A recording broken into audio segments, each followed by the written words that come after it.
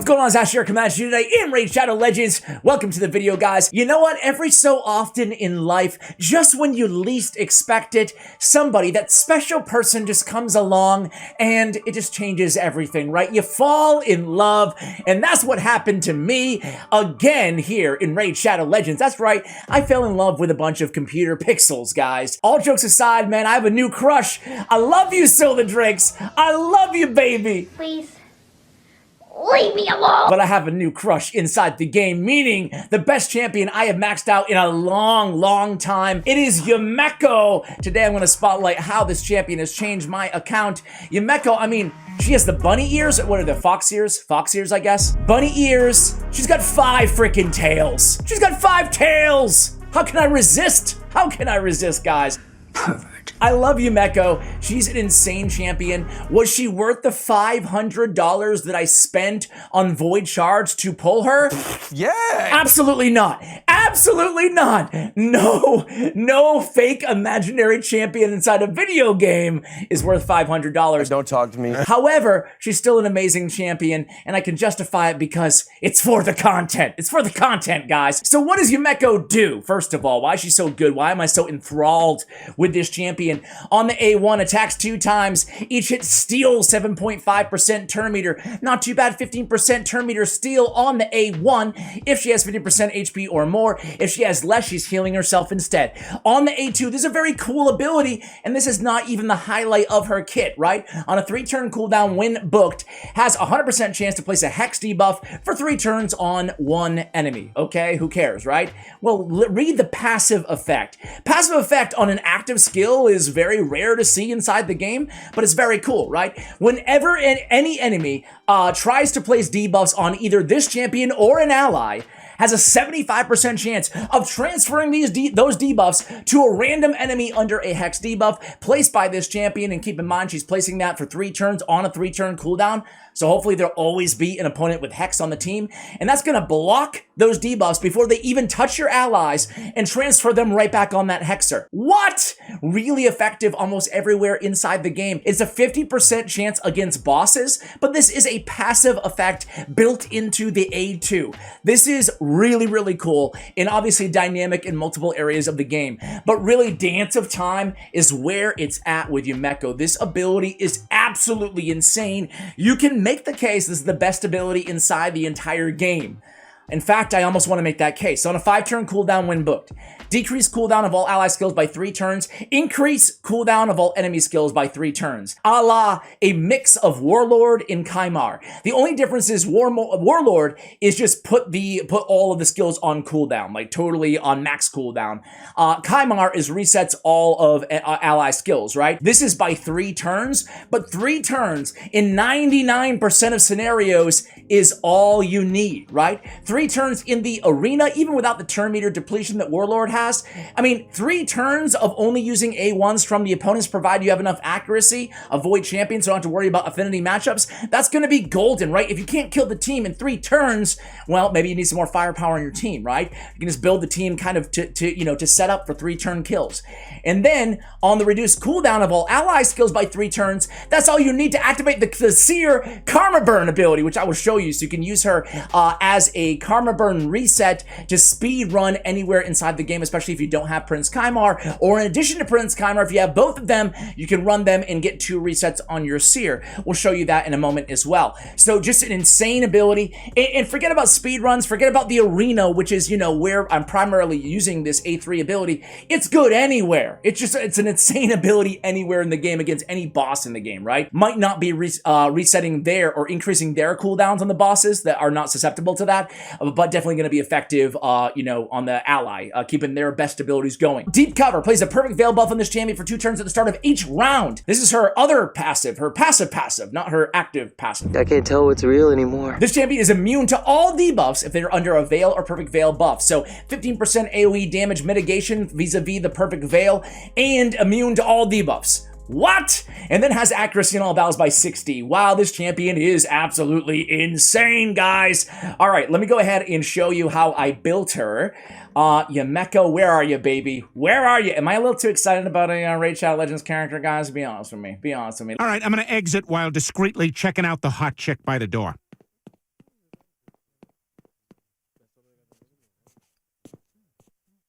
So I have her with 287 speed, very fast. She's going to be like my CC champion in the arena, taking place of Prince Kaimar. I do need to adjust the team a little bit, what I'll talk about when we get to it here. A lot of accuracy. This is an arena build, by the way, guys, but of course you can use this everywhere as well, but I would make some tweaks that I'll mention, you know, in the coming time in a second, if I was just going to use her mainly in PvE, but why wouldn't you want to use her in the arena as well? She's definitely a platinum viable champion, definitely a viable champion really anywhere in the arena. So a little bit of crit rate, a little bit of crit damage. She actually puts out decent damage on her, you know, especially if you have War Master. She can put out 2 million damage, you know, depending on the team around her, obviously, but against most bosses, against most dungeon runs, because she has kind of like a Rio Bone Spear type A1, A2 multipliers, to where it's surprising damage for a support champion. Nothing to really write home about. Certainly not a nuker, but not bad, you know, in terms of multipliers. Kind of like Archmage Helmet minus the AoE, but like decent damage, right, out of a support. So there's the stats. Masteries on this champion. I went again with an arena build, so we went with the Retribution for more turn meter steal off that A1, and we went with Eagle Eye Mastery as well, getting as much accuracy as possible. Speaking of accuracy, we went double perception in speed gear on this champion. I put some of my best gear on her. Not the best of the best, but some good stuff, right? I don't have any good speed accuracy banners for Shadowkin. I need to work on that. I do have accuracy on the banner, accuracy on the chest. That's how I advise you guys to build all of your arena debuffers, right? Now, if I wanted to use her in mainly just PvE, or, you know, Hydra Clan Boss, areas like that, outside of the arena, I'd probably just go ahead and throw defense or HP percentage on that chest instead, okay? And I can get by with obviously 300, 350 accuracy just fine. The extra accuracy, 669 to be exact, is for the arena. Again, make that adjustment if you guys, you know, if you're lucky enough to have her. Oh, I screwed up. We have accuracy substats on the speed boots, and then we have, look at all the accuracy. Oh my god! Oh my god! That's a lot. That's 65 accuracy on one perception gauntlet. So we took that off of Drexstar Blood Twin, and then we're looking for speed substats on the rest of these artifacts here. So not too bad. Actually used. I'm surprised that I used a 6-star glyph on that speed, but I guess I did. Anyway, so really, really, really cool. What's going on with my hair today? Okay, sorry about that. So that's how I built her, guys. Let's go ahead and use her. Let's go ahead and use her. And by the way, in terms of ranking this champion, dude, I mean, she's a 5 everywhere. She's a top 10 champion in the game. Probably can make a case she's one of the best champions. She's like top 5, whatever, however you want to rank them, right? But she's right up there with like Lydia and Krisk and the best of the best, in my opinion, Duchess, Valkyrie, right? All right, guys, so here we go in the arena. Man, I love this champion. So I have her on this squad. I'm using her right now. It doesn't really matter who our nuker is. One thing that I will say, though, is I mentioned earlier there's one kind of issue with this team right now, and that is I want to have Madame Ceres go a little bit faster, so she's going second. That was the Dance of Time ability instead of Yumeko. Because you can make the case, Ash, why not? I'm sure a couple of you guys might even be saying this. Why wouldn't I want to use Prince Kaimar, go in with the Abyssal Gaze, and then set up my nuker with the Opportunist Mastery to get an extra 12% damage? Why wouldn't I want to go that route and then come back around with Seal of Magic? Or why wouldn't I want to go with Warlord, totally put the skills on cooldown, and reduce turn meter? Well, she's a hybrid, right? So she's actually, you have to stand a benefit from both of her abilities. Thus, right now on this team, with the speed set up the way they are, I'm only getting the reduced cooldown advantage on Arbiter's speed boost, her A3 ability, coming back in with another 30% boost, right?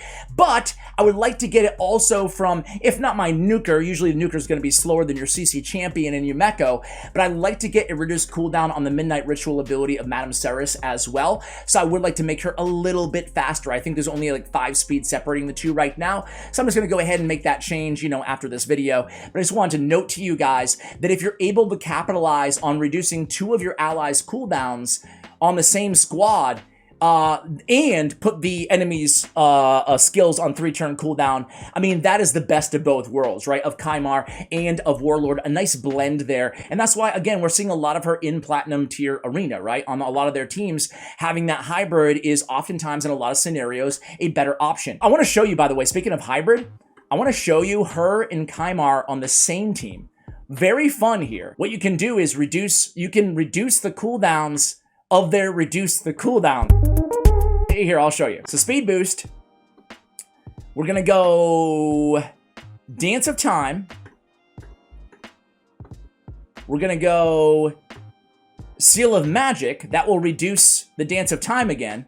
And then it will just keep going. Right? Turn meter. We have it again. I mean, we don't even really need it again, but I guess we do. Because we'll get another 3 turns out of all our skills again. Right? I mean, this is insane, right? Having them both on the same squad.